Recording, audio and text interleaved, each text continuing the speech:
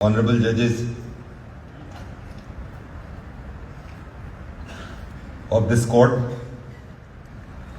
senior advocates, Awadh बार के सभी junior एवं सीनियर एडवोकेट्स, मेंबर्स, जो नहीं है मेंबर वो भी, रजिस्ट्री के सदस्यगण,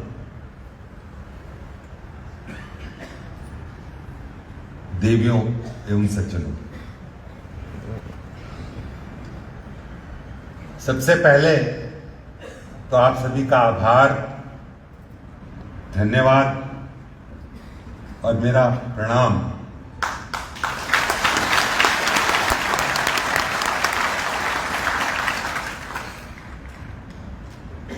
आपने मेरे प्रति जिन भावों का प्रदर्शन पिछले 2-3 दिनों से ही नहीं, मेरे पूरे 32 वर्ष के कार्यकाल के दौरान किया है, उसके प्रति मैं अपना पुनः आभार व्यक्त करता हूं।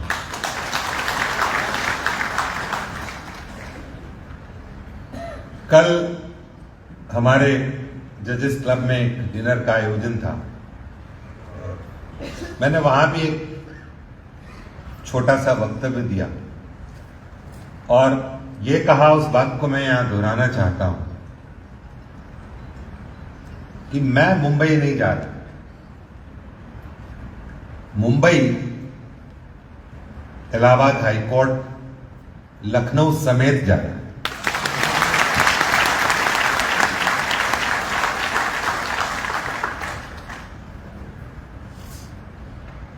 अगर मैं अपने आप को स्वयं आपके बीच में बैठकर देखूं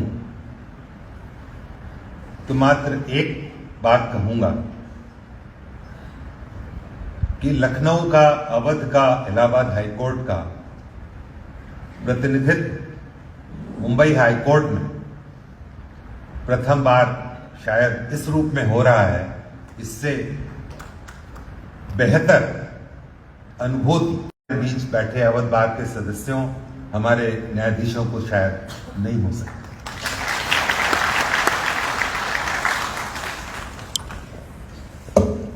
लखनऊ और अवध, मैं अवध का मूल रूप से निवासी हूं। ऐसी सुंदर धरती मुझे शायद नहीं मिली। यहाँ की मिट्टी, संस्कृति, यहाँ का लोक संगीत बहन पांडे ने आपके समक्ष प्रस्तुत किया, जो मुझे अपने बचपन में ले गया। यहाँ के संस्कार सब अतुलनीय हैं। मैं अवध के उस क्षेत्र का निवासी हूं मूलतः, जहां से श्रवण कुमार की कथा चरितार्थ हुई है। उसे श्रवण क्षेत्र के रूप में नाम से जाना जाता है। श्रवण कुमार की कथा आप सभी को पता है। श्रवण कुमार ने अपने मातृ और पितृ ऋण को अदा करने के लिए जो कर्तव्य का पालन किया, उसका आज तक पूरी दुनिया में, हिंदुस्तान में ही नहीं, उद्घोष होता है। उसी ऋण को अदा करने के भाव से मैं आप सभी के बीच में पिछले 32 वर्षों से कार्य करता रहा हूं और आपको ये विश्वास दिलाता हूं कि मूल रूप से इसी भाव के साथ मैं अपने आगे जीवन में कार्य करता रहूंगा।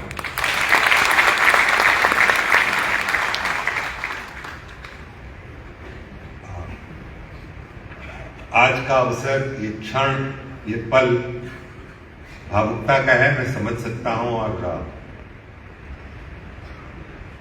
मेरी कमजोरियां हैं छपी, पर कुछ बातचीत आपसे करना चाहूंगा। लगभग 11 साढ़े 11 वर्ष का जीवन न्यायाधीश के रूप में मैंने बिताया है। मैंने कोशिश की कि इस प्रदेश की जो डिस्ट्रिक्ट जुडिशरी है उसकी कार्यप्रणाली को समझूं और जो वहां के न्यायाधीशगण उनकी कार्यपद्धति, उनके तौर तरीके को समझूं और जानूं। इस पूरे अनुभव के दौरान मेरी जो समझ बनी है वो यह है कि राज्य के जो तीनों स्तंभ हैं, कम से कम हमारे समाज में आज भी न्यायपालिका अतुलनीय है।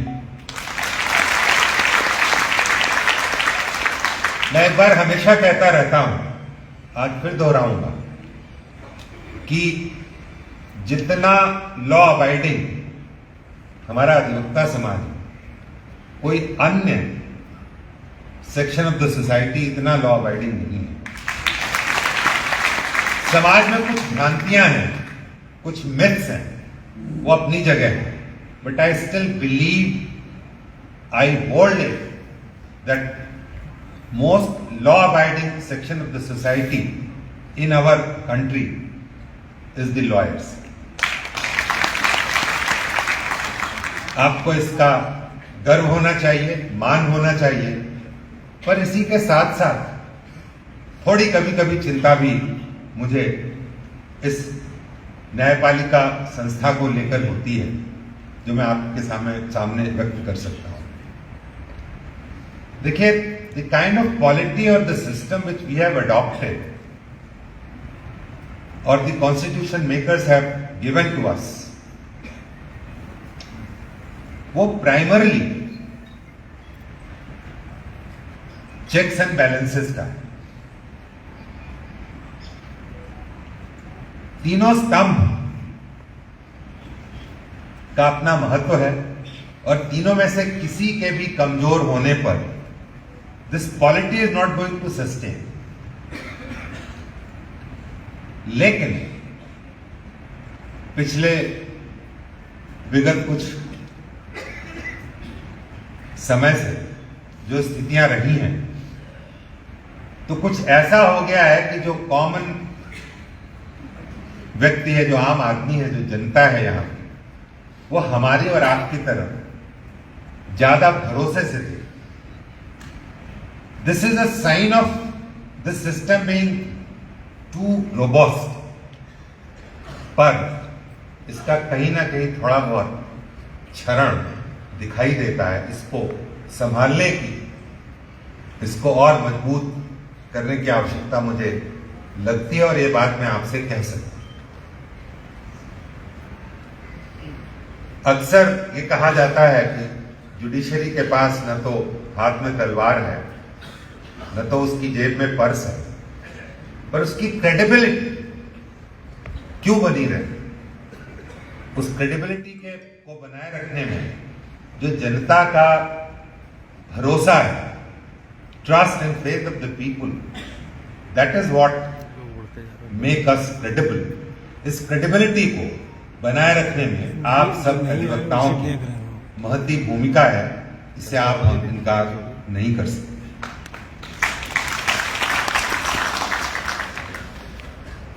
बहुत कुछ कहने का समय नहीं है, क्योंकि हमारे लक्ष्मण जी के बोलने के बाद कुछ ये हमारा अनुभव रहा है, बार में भी बेंच में भी किसी को कुछ बोलने का बहुत अवसर रह नहीं जाता। एक छोटी सी बात अपने युवा अधिवक्ताओं से। देखिए, आपका या हमारा जो पेशा है, जो व्यवसाय है, जो प्रोफेशन है, उसका स्ट्रक्चर पिरामिड की तरह। पिरामिड आप समझ रहे हैं, नीचे गर्त में उसकी गोलाई बहुत बड़ी, बहुत बड़ा एरिया है, लेकिन जैसे जैसे आप ऊपर जाते हैं उसकी गोलाई कम होती जाती है और सबसे ऊपर टॉप में एक बिंदु होता है। तो कई बार प्रायः आप सब थोड़ा बहुत निराश होते हैं, लेकिन आप ये मान के चलिए, अगर आप के कार्य में निरंतरता और ईमानदारी दोनों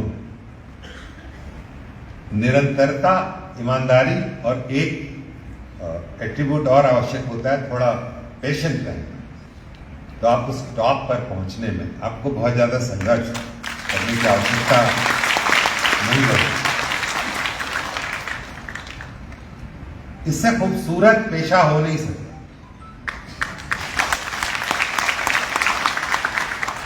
उसकी वजह है, एक वैज्ञानिक है, एक डॉक्टर है, एक आर्किटेक्ट है, एक खिलाड़ी है, एक व्यवसायी है। वो जब अपने अपने क्षेत्रों में कदम रखते हैं, धीरे धीरे बढ़ते चले जाते हैं, लेकिन वो सिर्फ अपने क्षेत्र तक सीमित रहते हैं। उनका जीवन, उनकी समझ, उनका होराइजन कहीं ना कहीं एकांगी होता है। पर एक अधिवक्ता का जीवन, जितनी तरह की परिस्थितियों से उसका सामना होता है, जितनी तरह की स्थितियों को वो अदालत तक पहुंचाने की जो जो जिम्मेदारियां निभाता है, उतना बड़ा होराइजन किसी अन्य पेशे में युक्त व्यक्ति के पास नहीं होता है। लेकिन इस बढ़े हुए होराइजन के नाते आपकी जिम्मेदारी थोड़ी सी बढ़ जाती है। आप गर्व करें अपने अधिवक्ता होने पर, लेकिन इस गर्व को अहम में परिवर्तित होने में देर नहीं लगती। आपको प्राइड होना चाहिए अपने अधिवक्ता होने में, लेकिन साथ में जो सेवा का भाव है, जो व्यथित व्यक्ति आपके पास न्याय के लिए अदालत में, न्यायालय में गुहार लेकर आ रहा है, उसका ध्यान रखें। देखिए, आपका काम बहुत कठिन है। आप करते क्या हैं? किसी दूसरे के दुख को, उसकी व्यथा को, उसकी परेशानी को अपने कंधे पर ढोते हैं। आपकी जिम्मेदारी बहुत बड़ी है और इसी कारण जनता, व्यक्ति, आम आदमी, ये जो भी व्यथा है समाज में, जो भी व्यथित व्यक्ति है, वो आपकी तरफ बहुत आशा भरी निगाह से देखता है। उस आशा को कभी भी भूल कर भी, स्वप्न में भी नष्ट ना करें, उसे बनाए रखें। और इसी से इस समाज को, इस सिस्टम को, इस संस्था को और बलवान बनते हम देख सकेंगे। जैसा मैंने कहा, बहुत कुछ बोलने के लिए मेरे पास नहीं है, पर फिर भी आपने पिछले 32 वर्षों में जो मुझे प्यार दिया, जो मुझे मोहब्बत दी, जो अपनापन है, जो लगाव है, उसका मैं अपने शब्दों में शायद वर्णन नहीं कर पाऊंगा। भ्राता मसूदी साहब ने आपसे बहुत कुछ कहा। मैं अपने बारे में कुछ कह नहीं सकता, सिर्फ इतना कहना चाहता हूं कि you have made me so humble कि मुझे लगता है कि आप सभी को मैं हमेशा आजीवन, कम से कम इस जीवन भर नमन करता रहूंगा।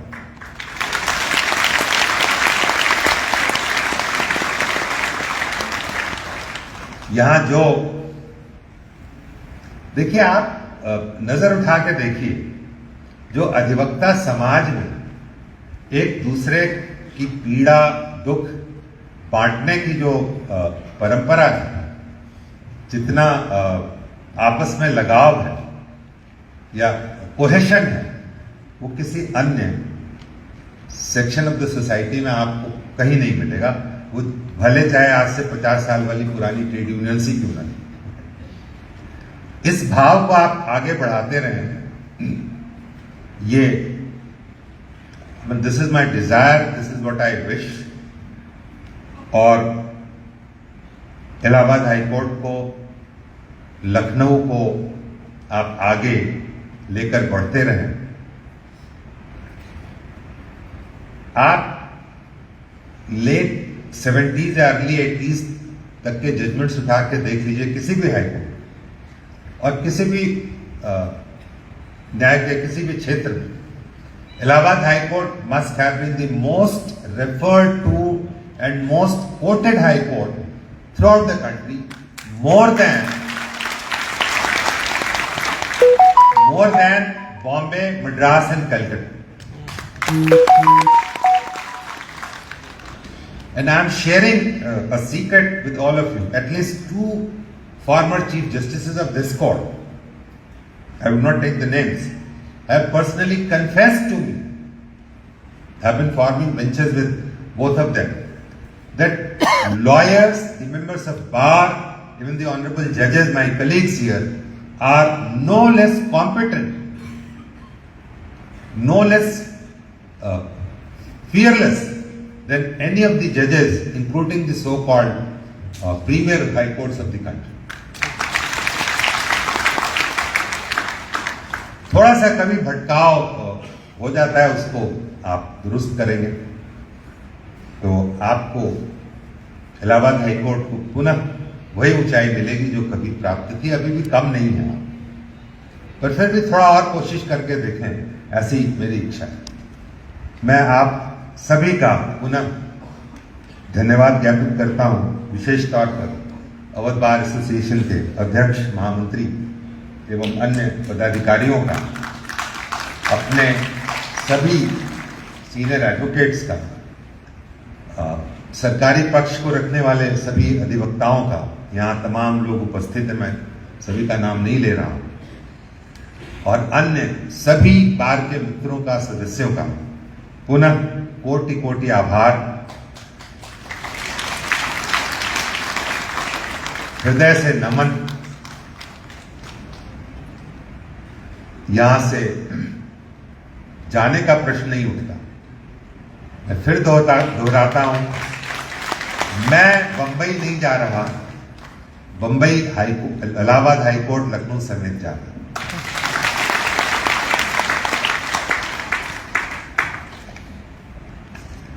इन्हीं शब्दों के साथ मैं अपनी बात समाप्त। Years of my life is no mean a period. People say that prime of life of a man is perhaps his university days or college days. They have been there with me also. But the most energetic years I have spent in the precincts of. कुछ 24 घंटे में chamber और court मिला के 16 घंटे भी हो सकता था, 18 घंटे भी हो सकता। तो जिस संस्था में, जिस स्थान पर, जिन लोगों के बीच में अपने जीवन का इतना बहुमूल्य और लंबा समय मैंने गुजारा है, मेरे मन में सिर्फ और सिर्फ श्रद्धा और नमन का भाव है, और इसी को व्यक्त करते हुए मैं अपनी बात अभी फिलहाल समाप्त करता हूं। फिर मिलूंगा, बार बार आऊंगा, आप बुलाएं या न बुलाएं,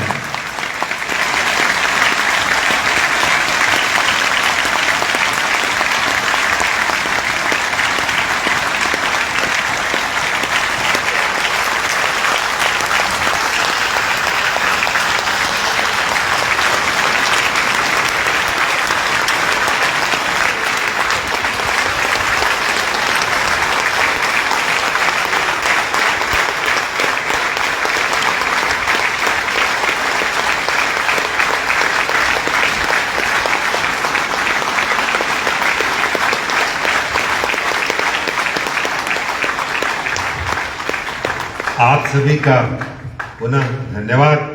जय।